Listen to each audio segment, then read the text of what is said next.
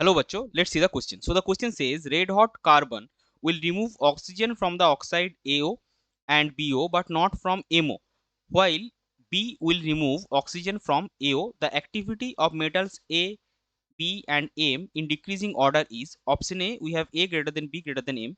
Option B is B greater than A greater than M. Option C we have M greater than B greater than A and option D we have M greater than A greater than B. तो चलिए सबसे पहले देखते हैं इस question का की concept क्या है. सो इस क्वेश्चन का की कॉन्सेप्ट है इलेक्ट्रो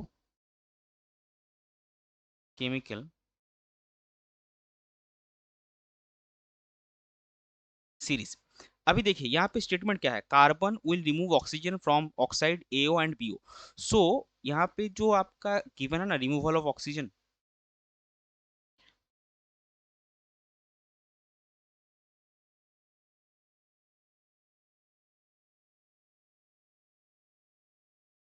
इसको आप अगर एज ए रिएक्शन लिखना चाहे, ऑब्वियसली हम बैलेंस नहीं करेंगे यहाँ पे क्योंकि ये जस्ट फॉर अंडरस्टैंडिंग है. सो एओ से आपका ए आ रहा है और O2 निकल रहा है. तो यहाँ पे देखिए एओ में ऑक्सीजन तो ऑक्साइड है, ऑब्वियसली -2 आएगा, तो ये आपका +2 है. सो बेसिकली आपका रिएक्शन हो क्या रहा है, आपका रिएक्शन यहाँ पे हो रहा है कार्बन जो है वो A+2 को ए में रिड्यूस कर रहा है. सो यहाँ पे कार्बन कैन, सिमिलरली आपके बीओ के केस में B+2 होगा और एमओ के केस में M+2 होगा. Carbon can reduce A+2 and B+2. इसका मतलब क्या है, carbon is strong reducing agent with respect to this A and B. Hence carbon is a strong reducing agent with respect to A and B. But point हमको यहाँ पे क्या focus करना है, but carbon can not reduce M+2.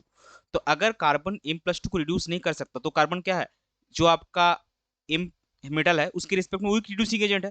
तो यहाँ पे आप देखिए कार्बन A और B से ज्यादा स्ट्रॉन्ग रिड्यूसिंग एजेंट है लेकिन M से कम है. इसका मतलब क्या होगा, जो M है आपका वो सबसे रिएक्टिव मेटल होगा.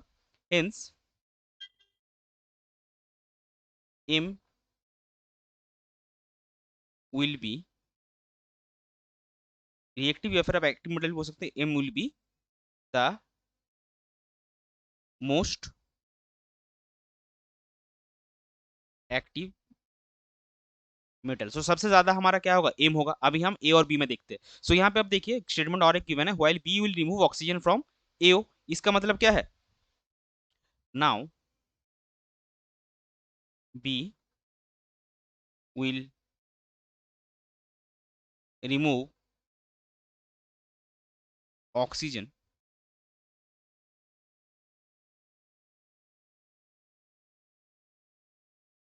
From AO. इसका मतलब क्या है, that is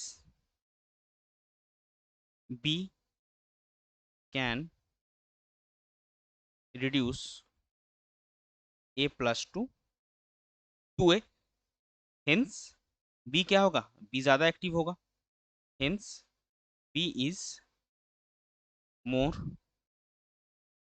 active than A. So A हमने पहले किया था कि एम जो है वो सबसे ज्यादा एक्टिव है, मोस्ट एक्टिव है. उसके बाद क्या हुआ, ए और बी में बी ज्यादा एक्टिव है. So final order of activity क्या होगा, हेंस आपका final order of activity. Question में हमको डिक्रीजिंग ऑर्डर पूछा है तो सबसे ज्यादा एम होगा, देन बी होगा, फॉलोड बाय ए. सो ये हो जाएगा आपका फाइनल आंसर जो कि है आपका ऑप्शन सी. तो ऑप्शन सी है आपका final answer. I hope that is M greater than B greater than A. I hope you understood it well. Best of luck. Thank you.